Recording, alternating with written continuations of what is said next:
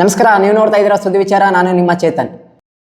ನೀವೇನಾದ್ರೂ ಮನೆ ಕಟ್ಸ್ತಾ ಇದ್ದೀರಾ ಅಥವಾ ಈ ಮಹಿಳೆಯ ಫೋಟೋ ಏನಾದ್ರೂ ನೀವು ಬಳಕೆ ಮಾಡ್ತಿದ್ರಾ? ಹಾಗಿದ್ರೆ ನೀವು ಸುದ್ದಿ ನೋಡ್ಲೇಬೇಕು, ಎಚ್ಚರ. ಹೌದು ವೀಕ್ಷಕರೇ, ಇದು ಸಾಮಾನ್ಯವಾಗಿ ನಾವು ಎಲ್ಲೇ ಹೋದ್ರೂ ಮನೆ ಕಟ್ಸ್ತಾ ಇರ್ತೀವಿ. ಮುಂಚೆ ಏನಿತ್ತು ಅಂದ್ರೆ ಏನಾದ್ರೂ ಕುಂಬಳಕಾಯಿ ಅಥವಾ ಏನಾದ್ರೂ ದೃಷ್ಟಿಗೊಮ್ಮೆನೋ ಬೆಳೆಸ್ತಿದ್ದು. ಆದ್ರೆ ಈಗ ಅತಿ ಹೆಚ್ಚು ಮನೆ ಕಟ್ಸುವಂತ ನೋಡ್ತಾ ಇದ್ರೆ ಈ ಮಹಿಳೆಯ ಫೋಟೋವನ್ನು ಕಾಣ್ತಾ ಹೋಗ್ಬೋದು. ಈ ಮಹಿಳೆಯ ಫೋಟೋವನ್ನು ಹೆಚ್ಚಾಗಿ ಬಳಸ್ತಿದ್ವಿ.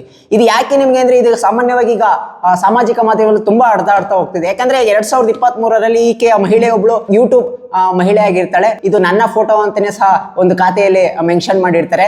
ಜೊತೆಗೆ ಇದು ಸಾಮಾನ್ಯವಾಗಿ ಈ ಮಹಿಳೆ ಒಂದು ವೇಳೆ ಏನಾದ್ರೂ ನೀವು ಮನೆ ಕಟ್ಸ್ಬೇಕಾದ್ರೆ ಈ ಫೋಟೋ ಬಳಕೆ ಏನಾದ್ರೂ ನೀವು ಮಾಡಿದಾಗ ಆ ಮಹಿಳೆ ಏನಾದ್ರೂ ಬಂದು ನಿಮ್ಮ ಮೇಲೆ ಮಾನನಷ್ಟ ಮೊಕದ್ದಮೆ ಹಾಕಿದ್ರೆ ಅವಾಗ ಪರಿಸ್ಥಿತಿ ಏನಾಗ್ಬೋದು?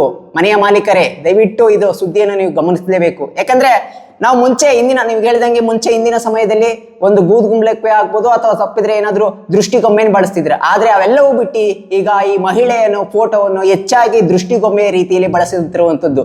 ಯಾಕಂದ್ರೆ ಒಮ್ಮೆ ಏನಾದ್ರು ಅವರ ಸಂಬಂಧಿಕರು ಆಗ್ಬೋದು ಅಥವಾ ಆ ಮಹಿಳೆ ಏನಾದ್ರು ಬಂದು ಇದನ್ನ ನನ್ನ ಫೋಟೋ ಬಳಸ್ತಿದ್ದಾರೆ, ನನ್ನ ಬಳಕೆ ಮಾಡ್ಕೊತಿದ್ದಾರೆ, ಫೋಟೋದಿಂದ ನನ್ನ ಮಾನನಷ್ಟ ಮೊಕದ್ದಮೆ ಆಗ್ತೀನಿ ಅಂತ ಕಂಪ್ಲೇಂಟ್ ಕೊಟ್ರೆ ಅವಾಗ ನಿಮ್ಮ ಮೇಲೆ ಕಾನೂನು ಕ್ರಮ ಅಥವಾ ದಂಡ ವಿಧಿಸುವಂತ ಚಾನ್ಸಸ್ ಇರುತ್ತೆ. ದಯವಿಟ್ಟು ಎಚ್ಚರ ವಹಿಸಿ, ಯಾರ್ಯಾರು ಮನೆ ಕಟ್ಸ್ತಿದ್ದೀರೋ ಮಾಲೀಕರೇ. ಇದಾಗಿತ್ತು ಇವತ್ತಿನ ಸುದ್ದಿ ವಿಚಾರ. ಸುದ್ದಿ ನಮ್ಮದು, ವಿಚಾರ ನಿಮ್ಮದು. ನಮಸ್ಕಾರ.